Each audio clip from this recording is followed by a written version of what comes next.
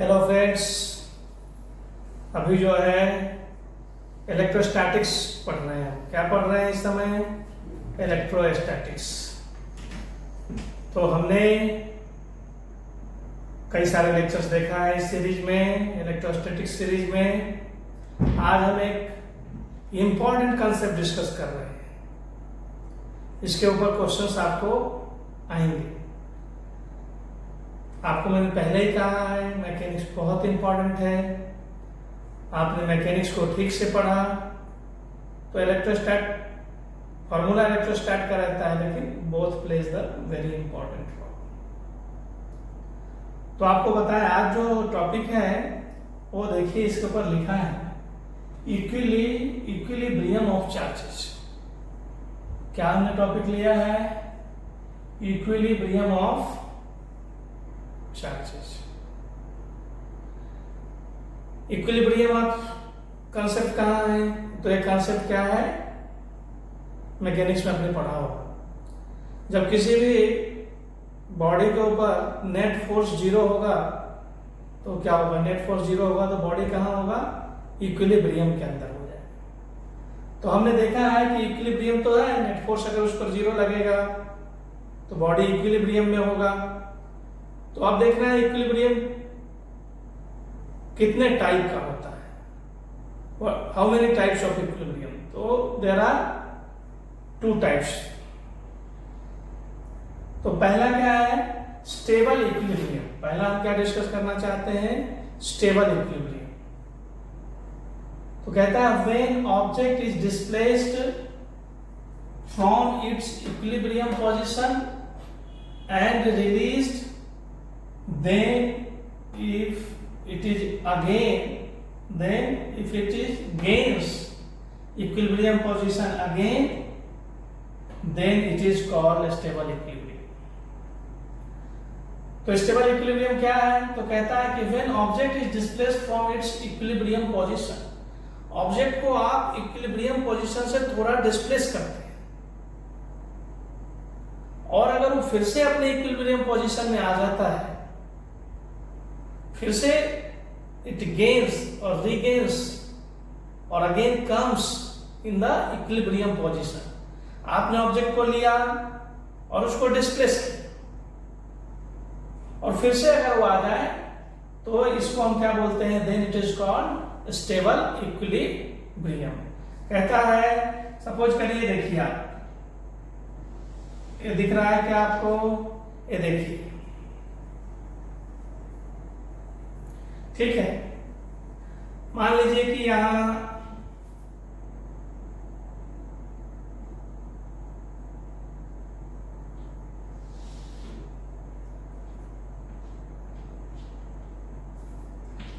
दोनों negative charges है। Suppose करिए यहां दोनों क्या है? निगेटिव चार्जेस है और यहां हमने एक पॉजिटिव चार्ज को रखा। तो क्या होगा? इस पर नेट फोर्स नीचे की ओर लगेगा। तो ऑब्जेक्ट क्या है? ऑब्जेक्ट जो है नेट फोर्स नीचे लगेगा और जैसे ही नीचे आएगा तो नेट फोर्स इसमें ऊपर लगने लगेगा। तो यहां क्या होगा? इसको यहां क्या, ये जो मीन पोजीशन है इसके दोनों साइड में ये ऑसिलेट करने लगेगा। तो ये क्या है? Stable equilibrium. ये क्या है? स्टेबल इक्विलिब्रियम कि इसका मतलब क्या हुआ? ऑब्जेक्ट अगर स्टेबल इक्विलिब्रियम में है तो ऑसिलेशन करेगा और उसका मोशन जो है सिंपल हार्मोनिक मोशन होगा। ये आपको याद रखना है, ठीक है। तो आपने पहला समझ लिया। आगे हम फिर से देखते हैं। तो आपने स्टेबल इक्विलिब्रियम समझा क्या? एक बार फिर से इसको समझ के देखते हैं। अगर आपको कंफ्यूजन हो रहा होगा तो once again I try to make you understand. एक बार फिर से समझ के देखते हैं, एक बार फिर से कोशिश करते हैं। एक बार फिर से देखिए, सपोज करिए कि यहाँ प्लस क्यू चार्ज दिया है। क्या दिया हमने? दोनों एंड पर पॉजिटिव चार्ज दिया। अब सपोज करिए इसके मिड पॉइंट पर अगर हम कोई नेगेटिव चार्ज रखते हैं नेगेटिव चार्ज अगर लिया मिड पॉइंट पर तो क्या सिचुएशन होगा, देखिए अब इसमें अगर इस माइनस क्यू चार्ज को, जस्ट इमेजिन इस minus Q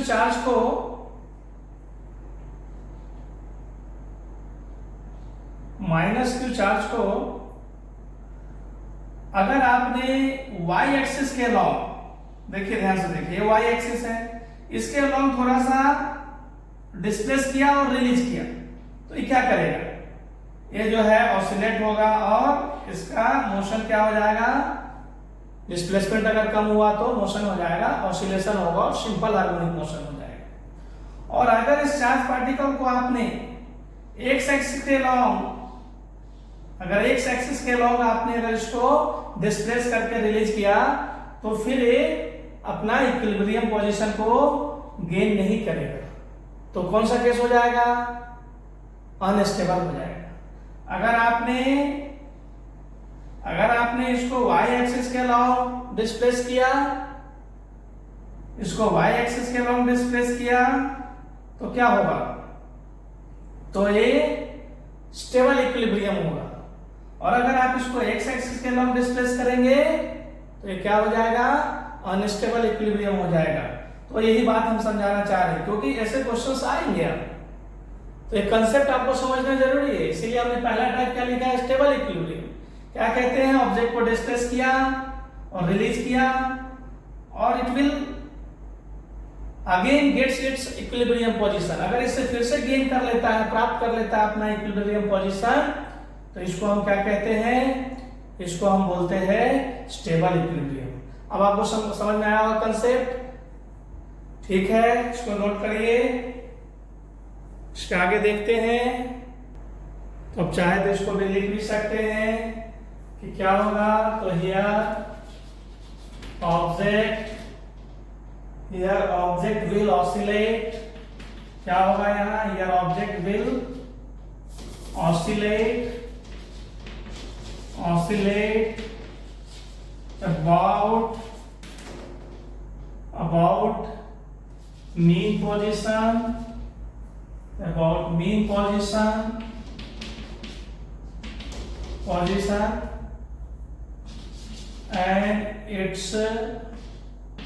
and its motion will be simple harmonic motion if its displacement is less, तो अभी हमने बात करी है कि अगर स्टेबल इक्विलिब्रियम होगा तो उसमें ऑब्जेक्ट को अगर आप रिलीज करेंगे तो क्या होगा, डिस्प्लेस करके रिलीज कर देंगे तो अपने इक्विलिब्रियम पोजीशन को प्राप्त कर लेगा, इट विल गेन अगेन।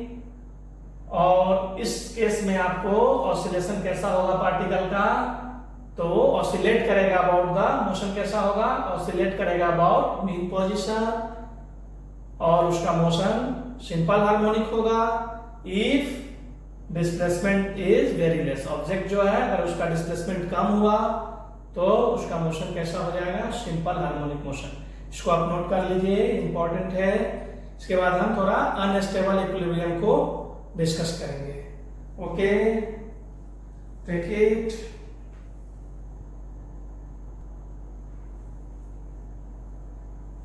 ठीक है, तो पहला टाइप तो आपने देख लिया है। फर्स्ट टाइप क्या है, पहला टाइप क्या आपने देखा, स्टेबल इक्विलिब्रियम।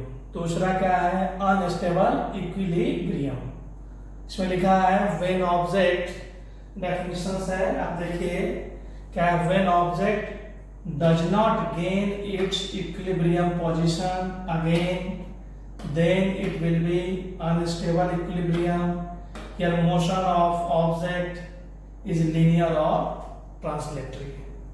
कहता है कि अगर मान लो इस केस में, अभी हमने थोड़ी देर पहले आपसे बात करी थी, देखिए एक बार फिर से देखिए कि हमने यहाँ दोनों क्या किया था, पॉजिटिव चार्ज लिया था।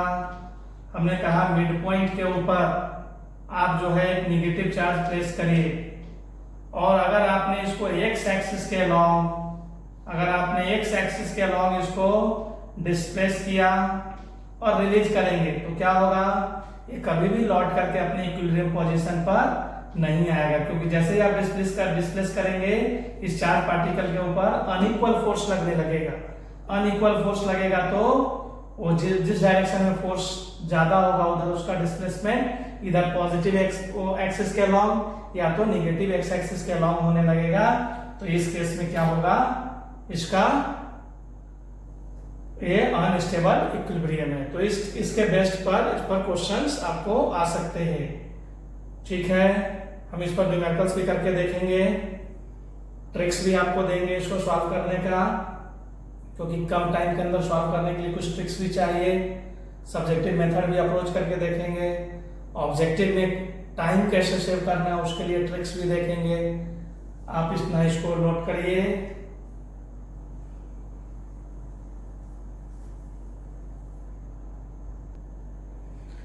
आप चाहते हैं तो इसको भी लिख सकते हैं। आपको एक बार एग्जाम्पल को भी लिखिए, आपको याद रहेगा हमने क्या किया था। यहाँ पॉजिटिव चार्ज ली थी, यहाँ भी पॉजिटिव चार्ज लिया था, ये मिड पॉइंट है। यहाँ हमने निगेटिव -q चार्ज रखा था। हमने क्या कहा था, आप याद करिए, if -q is displaced along y-axis and released, then it will be in a stable equilibrium. यही बात हमने आपको समझाया है। एक बार फिर से देखिए, आप इस -q चार्ज को अगर आप y के अलाउंग डिस्प्लेस करेंगे, इस मिड पॉइंट के दोनों साइड में ये क्या करेगा, ऑसिलेट करेगा।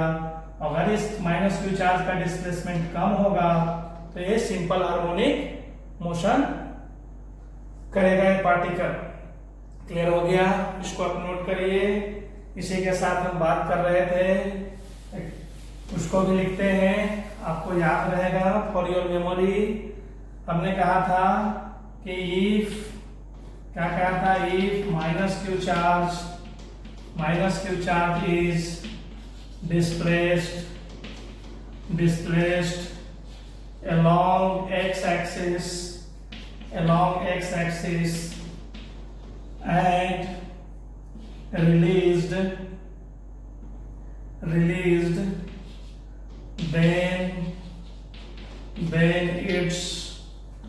then its motion will be unstable. Motion will be linear.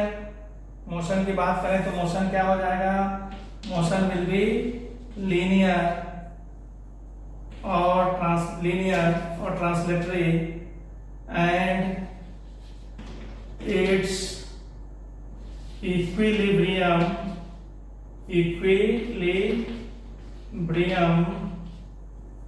will be unstable। ठीक है, हमेशा बात कर रहे हैं, इसको आप लिख सकते, भूलेंगे नहीं इसलिए मैंने लिखा है कि -q charge is displaced along x axis and released, then its motion will be linear and its equilibrium will be unstable। Okay, यहाँ तक क्लियर हुआ क्या आपको? ठीक है, तो इसके बाद कुछ ट्रिक्स देंगे कि ऐसे क्वेश्चंस के लिए डायरेक्टली कम टाइम में कैसे सॉल्व करेंगे। हम उसको सॉल्व करके भी देखेंगे, इसको नोट करिए।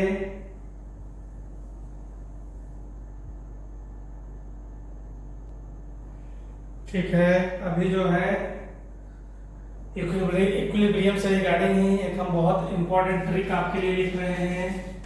इस ट्रिक को आप यूज करेंगे तो अगर ये फॉर्मूला याद रहता है तो आप डायरेक्टली क्वेश्चन को सॉल्व करेंगे, अगर इस नेचर का क्वेश्चन आया तो। नहीं तो उसका सब्जेक्टिव मेथड है, उसको भी हम क्वेश्चंस के साथ करके समझ लेंगे। क्या कहता है ट्रिक, एक बार इसको देखते हैं। ट्रिक कहता है if charges Q1 and Q2 of same nature are placed at a distance d, कहता है सेम नेचर का चार्ज है, या तो दोनों ही चार्ज Q1 और Q2, ये दोनों Q1 और Q2 या तो दोनों पॉजिटिव हो या दोनों ही निगेटिव हो, एट अ डिस्टेंस डी, हमने सपोज किया है कि उनके बीच का डिस्टेंस क्या है, d है, Q1 और Q2 के बीच का डिस्टेंस क्या है, d है, then position and value of third charge Q3, अगर आपसे क्वेश्चन पूछता है कि थर्ड चार्ज को कहां प्लेस करें और उसकी वैल्यू कितनी होगी, Q1 और Q2 किसमें रहे, all the three charge system of three charges will be in equilibrium, ऐसा क्वेश्चन पूछता है, तो third charge Q3 place between them for equilibrium will be following, कहता है अगर दोनों का, एक बार फिर से समझिए, ये जो है Q1 है और ये Q2 है, अगर क्वेश्चंस में ऐसे आते हैं, अगर दोनों का नेचर सेम है, दोनों या तो पॉजिटिव है या दोनों नेगेटिव है, तो थर्ड चार्ज जो है उसके बीच में प्लेस करना पड़ेगा इक्विलिब्रियम के लिए, थर्ड चार्ज को कहां रखना पड़ेगा, इन दोनों के बीच में होगा। अभी हमने सपोज किया है कि उसका डिस्टेंस Q1 से क्या है, x डिस्टेंस के ऊपर है, Q2 से अगर उसका डिस्टेंस देखेंगे तो d माइनस एक्स हो जाएगा, ये डिस्टेंस कितना हो जाएगा, d माइनस एक्स, क्योंकि पूरा डिस्टेंस हमने क्या लिया है, d। इस ट्रिक्स को यूज करने के लिए आपको इसका ध्यान रखना पड़ेगा, हमने Q1 जो है हमारा स्मॉलर रहेगा Q2 से, Q1 हमेशा क्या होगा, स्मॉलर देन Q2, Q1 छोटा होगा, तो फॉर्मूला आप इसको याद रखिए, x distance directly you can calculate by this formula, क्या है फॉर्मूला, d under root Q1 upon under root Q2 plus under root Q1, तो x जो है आप डायरेक्टली अगर याद रहता है, d under root Q1 upon under root Q2 plus under root Q1, और उसकी वैल्यू कितनी होगी चार्जेस की, तो चार्जेस का है minus x upon d square into Q2, तो इस फॉर्मूला को अगर आप याद रखते हैं तो डायरेक्टली आप इसको आंसर कर सकते हैं। हम अभी इसके बाद जस्ट न्यूमेरिकल्स करेंगे इसके ऊपर, तो हम इन दोनों को एक सब्जेक्टिव अप्रोच से भी सॉल्व करके देखेंगे और ट्रिक्स को भी यूज करेंगे कि how it is useful. Okay, तो आप इसको याद रखिए, क्या कहता है, अगर दो चार्जेज है और दोनों चार्जेस सेम नेचर के हैं, तो थर्ड चार्ज को कहां रखें कि सिस्टम इक्विलिब्रियम में हो, तो थर्ड चार्ज को दोनों के बीच में रखना पड़ेगा, third should be put between the both charges, और उसका डिस्टेंस x कितना होगा, you can directly calculate x by this formula, d root under root Q1 upon under root Q2 plus under root Q1, where d is the separation between the charges, Q1 is the smaller charge, Q2 is the another charge। Okay, तो आप इसको याद रखिए। अब हम एक और trick आपको देंगे कि जब दोनों चार्ज अपोजिट नेचर का होगा तो क्या होगा। अभी इसमें हमने क्या दिया कि दोनों चार्जेस के नेचर क्या थे, सेम थे, मीन्स या तो दोनों पॉजिटिव है या दोनों ही निगेटिव होगा। अगर एक पॉजिटिव और एक निगेटिव होगा तो ट्रिक्स फॉर्मूले में थोड़ा सा चेंज है, उसको मैं लिखता हूं आपको, पहले इसको आप नोट कर लीजिए, स्क्रीनशॉट ले लीजिए, फिर मैं वो दूसरा भी लिखता हूं आपके लिए। ओके, ठीक है, ट्रिक नंबर 2 देखिए। पहला तो हमने देखा था कि क्या देखा था, फर्स्ट हमने यहाँ कहा था दोनों चार्जेस क्या थे, Q1 और Q2। पहले में क्या था, Q1 और Q2 दोनों ही क्या थे हमारे, वो सेम नेचर के थे, तो हमने कहा इक्विलिब्रियम के लिए थर्ड को बीच में रखना पड़ता था। फिर हमने दूसरी बार बात किया कि अगर क्वेश्चन ऐसा आ गया कि इनका नेचर अपोजिट है, तो थर्ड चार्ज को आपको आउटसाइड में रखना पड़ेगा, Q1 और Q2 के बाहर रखना पड़ेगा, और towards the Q1 means toward the smaller charge, उसमें जो छोटा है उसकी ओर होगा। एक कंसेप्ट आपको याद रखना होगा, तो क्वेश्चन आप आसानी से सॉल्व कर सकते हैं। यही हमने लिख के दिया है आपको, if charge Q1 and Q2 of opposite nature, यहाँ हमारा Q1 और Q2 या तो प्लस माइनस हो सकता है या माइनस प्लस हो सकता है, दोनों चार्ज एक दूसरे के अपोजिट होंगे, then third charge Q3 should placed outside. इस Q3 जो तीसरा चार्ज है उसको हम आउटसाइड प्लेस करेंगे, and towards the smaller charge, और जो छोटा चार्ज है उसकी ओर हम इसको प्लेस करेंगे।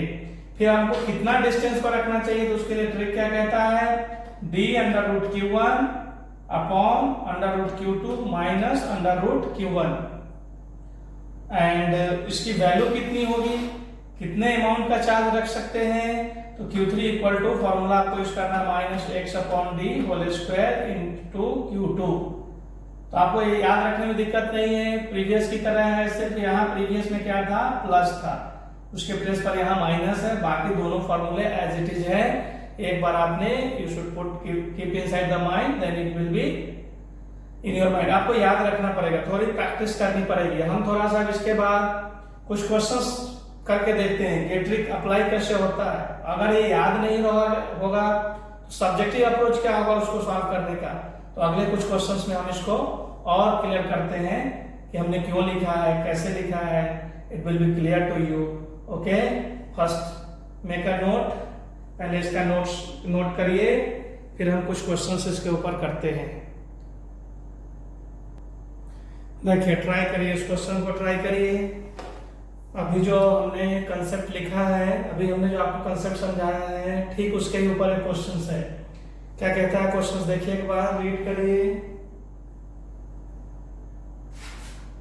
रीड करके देखिए क्या लिखा है। 2 charges 4q and q are placed at a distance 10 centimeter, then distance of third charge placed between them for equilibrium will be। अब इस क्वेश्चन में अभी हमने थोड़ी देर कहा है दोनों चार्ज कैसे हैं। देखिए 4q भी पॉजिटिव है और q भी पॉजिटिव है, तो क्या होगा इसमें, वो जो पहला ट्रिक था वो यूज हो जाएगा। आपको ये जो है पहला चार्ज क्या है, एक q यहाँ लेते हैं और 4q यहाँ लेते हैं। हमने ट्रिक में बताया था कि पहला यहाँ q1 को हमने छोटा लिया था। सपोज करें कि यहाँ q3 को हम प्लेस कर रहे हैं x डिस्टेंस पर, तो यही क्वेश्चन में पूछ रहा है। Then distance of third charge, क्या पूछ रहा है, थर्ड चार्ज का डिस्टेंस क्या होगा, मीन्स x को कैलकुलेट करना है। अगर आपको पहले का ट्रिक याद है तो आप क्या करते हैं, x इक्वल टू क्या फॉर्मूला हमने लिखा था, d√q1 upon √q2 plus √q1, ये लिखा था। ठीक है, तो अब इसको फार्मूला को यूज करिए। आप क्या यूज करिए, जो d है, इस d की वैल्यू कितनी दी है, placed at a distance 10 centimetre. तो इसमें क्या दिया है, क्वेश्चन में ऑलरेडी दिया है 10 सेंटीमीटर पर दोनों चार्ज को रखा हुआ है। तो हम यहाँ क्या लेंगे, 10 √q1, तो वो q दिया हुआ है, √q1 के प्लेस पर एक q हम ले लेंगे, तो √q अपॉन q2 के प्लेस पर क्या है, √4q, यहाँ देखिए दिया है √4q प्लस √q हो जाएगा। इसको कैलकुलेट करके देखिए, ये क्या है, 10 √q अपॉन यहाँ से 4 का करेंगे तो क्या आएगा, 2 √q प्लस √q। इसको और सॉल्यूशंस करके देखिए, है 10 √q अपॉन 2 और 1 क्या हो जाएगा, 3 √q और √q कैंसिल, तो क्या आया 10 अपॉन 3। सॉल्व करेंगे तो 3.33 सेंटीमीटर इसका आंसर आ गया। तो इसके लिए हमने ट्रिक लिखा था कि अगर है तो आप आसानी से इसको सॉल्व कर सकते हैं। इसको चेक कर लीजिए। तो अब आपको लगा होगा कि ये ट्रिक बहुत ही यूजफुल है। अगर बाय द वे मान लो इस ट्रिक्स को पता नहीं है तो हम क्या करेंगे, तो क्या अप्रोच हमें अपनाना चाहिए, तो उसको हम देखते हैं। पहले आप इसको नोट डाउन कर लीजिए, फिर हम आपको बताते हैं कि सपोज करिए कि फॉर्मूला आप भूल गए, उसे आपको याद रखना है क्योंकि टाइम भी कम है। तो कुछ ट्रिक्स जो रहता है उसको याद रखिए, तो दैट इज वेरी हेल्पफुल, आपको बहुत यूजफुल होगा। अगर ट्रिक नहीं भूल गए तो क्या अभी हमने सिखाया कि अभी हमने जब लेक्चर स्टार्ट किया तो क्या कहा आपको कि अगर कोई सिस्टम इक्विलिब्रियम में होगा तो नेट फोर्स क्या होना चाहिए, वहां 0 होना चाहिए। तो हम इसको सब्जेक्टिव मेथड में कैसे सॉल्व करते हैं, तो हम इसको सॉल्व करके देखते हैं कि सब्जेक्टिव में क्या करते हैं। अगर मान लो ये ट्रिक से यूज नहीं करना है आपको, हम इसको अब रफ करते हैं तो क्या करते हैं, हम देखते हैं कि कह रहा है कि Q3 को कहां प्लेस करें, where it should be placed, कि ये पूरा सिस्टम क्या होगा, इक्विलिब्रियम में होगा। तो हम चेक करके देखेंगे force on Q3 must be 0। अगर सिस्टम इक्विलिब्रियम में है तो क्या होगा, force on Q3 equal to 0 होना चाहिए। सपोज करिए पॉइंट A है और ये पॉइंट B है, तो फोर्स क्या होगा, ये जो फोर्स चार्ज Q है जो A के ऊपर है, इसको इधर डिस्प्लेस करेगा, रिपल्सिव फोर्स लगेगा FA, और B पर जो फोर्स है वो इसको रिपेल करेगा बाय फोर्स FB। चार्ज जो यहाँ 4Q है तो रिपल्सन, अब ये 0 होगा तो क्या होगा, F फोर्स जो लिखेंगे F, इसका Q3 अगर लिखेंगे इक्वल टू 0 तो क्या होना चाहिए, दोनों फोर्स का सम 0 होना चाहिए। तो दोनों फोर्स का सम क्या होना चाहिए, 0 होना चाहिए। जब 0 करेंगे तो क्या आ जाएगा, FA इक्वल टू FB। आपको अगर इस पर दो फोर्स लग रहे हैं और इक्वल अपोजिट है तो 0 कब होगा, जब ये एक दूसरे के इक्वल हो जाए, और अपोजिट तो है ही। अब FA कितना होगा, तो कूलम्ब्स का फॉर्मूला यूज करिए। कूलम्ब्स का फॉर्मूला आपने पढ़ा है, हमने आपको बताया है कूलम्ब्स का फॉर्मूला यूज करिए। K क्या है कूलम्ब्स का formula, K Q1 Q2 upon R square. तो Q1 के प्लेस पर आप क्या ले लीजिए, Q, और Q2 के प्लेस पर क्या लीजिए, Q3 अपॉन R स्क्वायर। अब X है तो X स्क्वायर इक्वल टू, फिर B कितना फोर्स लगाएगा इस पर, तो K, और ये फिर से क्या हो जाएगा, Q3 इंटू 4Q, देखिए वहां 4Q, और ये डिस्टेंस कितना होगा, X है तो ये कितना होगा 10 माइनस एक्स, तो क्या हो जाएगा 10 माइनस एक्स का होल स्क्वायर। अब देखिए K से K कैंसिल, Q से Q कैंसिल, Q3 से Q3 कैंसिल, यहाँ क्या आ गया 1 upon x square equal to, यहाँ क्या है 4 अपॉन 10 माइनस एक्स का होल स्क्वायर आएगा। क्या क्लियर हो रहा है, हो रहा है। अब 1 अपॉन एक्स को आप कैसा लिख सकते हैं, 1 अपॉन एक्स का होल स्क्वायर, इस टर्म्स को हम ऐसे लिख सकते हैं इक्वल टू, अभी 4 है तो क्या हो जाएगा 2 का स्क्वायर, और 10 माइनस एक्स है तो हम इसको ऐसा लिख देंगे स्क्वायर। अब दोनों तरफ स्क्वायर को हम रिमूव करते हैं तो क्या आ जाएगा, देखिए आएगा 1 upon x equal to 2 upon 10 minus x. अब इसको क्रॉस मल्टीप्लाई करिए, क्रॉस मल्टीप्लाई करेंगे तो क्या आएगा 2x equal to 10 minus x, यहां से क्या हो जाएगा 3x इक्वल टू 10, तो x इक्वल टू क्या आएगा 10 अपॉन 3, 3.33 सेंटीमीटर। फिर वही आंसर आया। तो ये सब्जेक्टिव अप्रोच है, एक ऐसा अप्रोच है, ये सब्जेक्टिव मेथड है, ये है सब्जेक्टिव मेथड, और वो हमने ट्रिक से सॉल्व किया था। तो क्लियर हो रहा है आपको कि कोई भी सिस्टम इक्विलिब्रियम में है तो उसमें जो भी जितने भी उसमें पार्टिकल है उस पर नेट फोर्स क्या होना चाहिए, 0 होना चाहिए। तो हमने क्या कहा, Q3 इक्विलिब्रियम में आया है तो हमने Q3 पर चेक करके देखा, force on Q3 must be 0, निश्चित रूप से क्या होना चाहिए, 0 होना चाहिए। 0 कब होगा, इस पर दो फोर्स लग रहे हैं due to A and B, तो दोनों का डायरेक्शन क्या है, अपोजिट है, तो 0 कब होगा, जब दोनों इक्वल हो जाए तो नेट फोर्स 0 हो जाएगा। फिर हमने क्या किया, कूलम्ब्स लॉ यूज कर दिया, और आपने देखा जो ट्रिक से आंसर आ रहे थे वो सब्जेक्टिव मेथड में भी आ रहा है। हम नेक्स्ट प्रॉब्लम करके देखते हैं, इसको नोट डाउन कर लीजिए, ठीक है।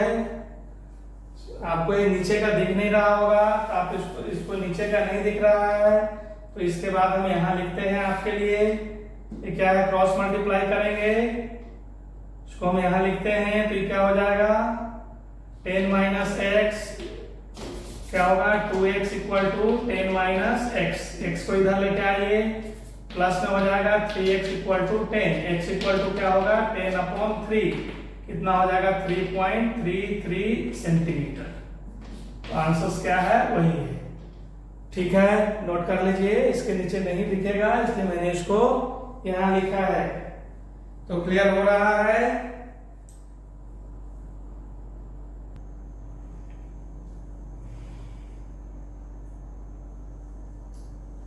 ठीक है, ये दूसरा क्वेश्चन है। क्या कह रहा है? Two similar charge Q are placed at some distance. दो सिमिलर चार्जेस है। क्वेश्चंस में क्या है? टू सिमिलर चार्ज है, दोनों ही चार्ज क्या है? क्यू है। ठीक है, are at some distance. Suppose करते हैं कि कोई डिस्टेंस डी पर क्या है, दोनों चार्ज के बीच का डिस्टेंस क्या है? D. And a third charge Q is placed at there mid point. एक थर्ड चार्ज लिया और कहाँ प्लेस किया है? इसके मिड पॉइंट पर। मीन्स क्या हो जाएगा? ये डिस्टेंस डी बाई टू हो जाएगा और ये भी डिस्टेंस क्या होगा? डी बाई टू हो जाएगा। ठीक है, then for equilibrium value of charge Q will be. कहता है इक्विलिब्रियम होने के लिए इस जो क्यू है इसकी वैल्यू कितनी होगी। तो हमने आपको इसके लिए ट्रिक दिया है, याद करिए ट्रिक क्या लिखा है। ट्रिक में हमने लिखा था Q3 equal to minus x upon d whole square into Q2। ऐसा लिखा था, क्या लिखा था? अगर आपको याद है तो माइनस एक्स के प्लेस पर क्या हो जाएगा? मिड पॉइंट पर रखा है तो ये डिस्टेंस कितना होगा? D by two.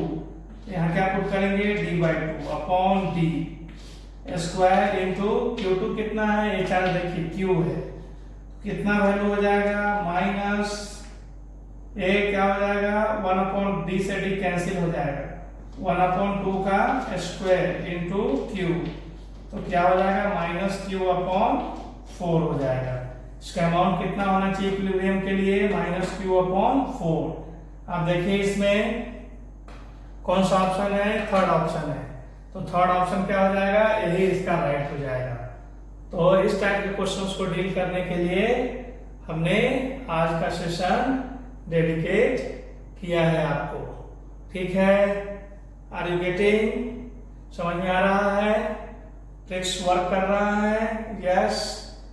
अब हम उसको देखते हैं। अगर मान लो इसको भी आपको सॉल्व करना होता सब्जेक्टिव मेथड से तो क्या करते आप? सपोज करिए कि ये तो आपने नोट कर लीजिए इसको। ठीक है, अब हम इसको सब्जेक्टिव मेथड से सॉल्व करके देखते हैं। क्या करते हैं? सब्जेक्टिव मेथड होता तो क्या करते हैं आप? इस क्वेश्चन को सब्जेक्टिवली कैसे सॉल्व करते हैं? तो सपोज करिए ए है, ए बी है, सपोज कर लेते हैं पॉइंट सी है। हम देखते हैं क्या करना चाहिए। अगर इसको सॉल्व करना है तो क्या करना चाहिए? तो अब कह रहा है इक्विलिब्रियम में होगा। हम यहाँ चेक करके देखते हैं कि फोर्स ऑन ए इज 0। क्या चेक करना चाहते हैं? ध्यान से देखिए, सब्जेक्टिव मेथड क्या होगा? Force on A is 0। सभी चार्जेस पे फोर्स क्या होना चाहिए? 0 होना चाहिए। तो हम F जो है F force on A equal to 0 करना चाहते हैं। तो इस A पर कौन कौन सा फोर्स लगेगा? इस C के द्वारा फोर्स लगेगा, C will apply the force here and B will apply the force here. So first of all what we have to do? The force on A, तो कितने फोर्स हैं? 2 हैं। तो force by FB plus FC, इसका सम को क्या होगा? 0। Both would be 0। अब इसको आप ऐसा लिख सकते हैं, क्या लिख सकते हैं? FB equal to minus FC। अब FB और FC को अप्लाई करिए, क्या होगा? FB है, B कितना फोर्स लगाएगा? देखिए B फोर्स क्या लगाएगा? कूलम्स का यूज करिए, K Q1 के प्लेस पर Q, Q2 के प्लेस पर Q, स्क्वायर हो जाएगा अपॉन R स्क्वायर मीन्स क्या हो जाएगा? D square. Okay, equal to minus, अब the force by C, force by C क्या होगा? Again apply Coulomb's law, again it will be K, फिर Q1 के प्लेस पर क्या होगा?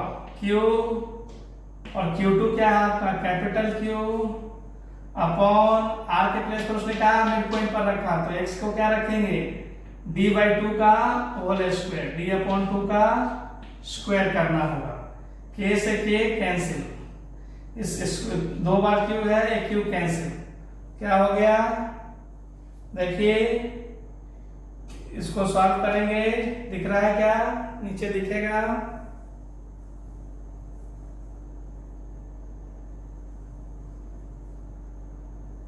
इसके नीचे नहीं दिखेगा आपको। तो हम यहां लिखते हैं, इसके बाद ध्यान से देखिए इसको, ये तो क्या होगा, Q upon d square equal to minus capital Q upon ये क्या हो जाएगा, डी स्क्वायर और 2 का स्क्वायर यहाँ आ जाएगा 4, डी स्क्वायर से डी स्क्वायर कैंसिल, क्या है Q equal to minus 4Q, this implies that Q equal to minus Q upon 4। तो this is the subjective method. इस तरह से आप ऐसे क्वेश्चंस को सॉल्व कर सकते हैं। तो आपको अंडरस्टैंडिंग हुआ कि इस बार क्या करना था। हमने फोर्स ए पर चेक करके देखा, ए पर कौन कौन से फोर्स लग रहे हैं, force applied by c and applied charge on b. A पर फोर्स लग रहा है बी पर जो चार्ज है उसके कारण, और सी पर जो चार्ज है उसके कारण। इन दोनों फोर्स को हम क्या करेंगे, जीरो करेंगे इक्विलिब्रियम के लिए। जीरो करेंगे तो F B equal to minus F C हो जाएगा। फिर आप इस एफ बी और एफ सी कूलम्स लॉ से हमने, यह है फोर्स अप्लाइड बाय बी, यह है force applied by charge on c. इन दोनों को कूलम्स लॉ का फॉर्मूला जो आपको बताया उसको यूज किया कि Q1 Q2 upon are square. Solve करेंगे, हो जाएगा आपको। तो easily you can solve, concept clear रहेगा, सारे प्रॉब्लम सॉल्व कर सकते हैं, लेवल ए के भी और लेवल बी के भी। First of all you need the concept, और once your concept is clear you can go up. Okay, ठीक है, तो नोट कर लीजिए। ठीक है, तो आज हम क्लास यही रखते हैं। आज हमने today finish class here, in next day we will see the next. अगले क्लास में हम इलेक्ट्रिक डायपोल को पढ़ेंगे, उसके रिलेटेड क्वेश्चंस करेंगे। तो अभी तक हमने जो है इलेक्ट्रोस्टैट हम पढ़ रहे हैं। आज जो है हमने बेसिकली क्या डिस्कस किया है, इक्विलिब्रियम ऑफ चार्जेस। इक्विलिब्रियम क्या है, इक्विलिब्रियम कब होता है, जब नेट फोर्स जो है पार्टिकल पर जीरो रहता है, तो ऑब्जेक्ट किस में रहता है, पार्टिकल इक्विलिब्रियम में रहता है। उसका एक टाइप स्टेबल है, दूसरा अनस्टेबल है। स्टेबल में आप पार्टिकल को डिस्प्लेस करते हैं और it again gains it's equilibrium position और इट कम्स बैक और रिटर्न, सो पुनः लौट के अपने आ जाता है इक्विलिब्रियम पर, तो स्टेबल है। अगर अनस्टेबल है, अगर आपने उसको डिस्प्लेस किया और रिलीज करने के बाद फिर से लौट के नहीं आता है, अगर फिर से लौटता नहीं अपनी इक्विलिब्रियम पोजीशन पर, तो अनस्टेबल इक्विलिब्रियम है। बाय एग्जांपल्स हमने भी देखा है स्टेबल और अनस्टेबल के लिए। फिर हमने डिस्कस किया है कि इसका कारण क्या था बताने का, क्योंकि ऐसे इलेक्ट्रोस्टैट में क्वेश्चंस रहेंगे। दो चार्जेस दिए हैं, आपसे पूछता है कि where should put the third charge, तीसरे चार्ज को कहाँ रखें, the whole system will be in equilibrium. तो उसके लिए हमने ट्रिक्स भी लिखा है। अगर दोनों चार्जेस जो है अगर सेम नेचर का है तो उसके लिए ट्रिक लिख करके दिया है फॉर्मूला, उसका डिस्टेंस कितने डिस्टेंस पर रखें और उसकी वैल्यू कितनी होगी।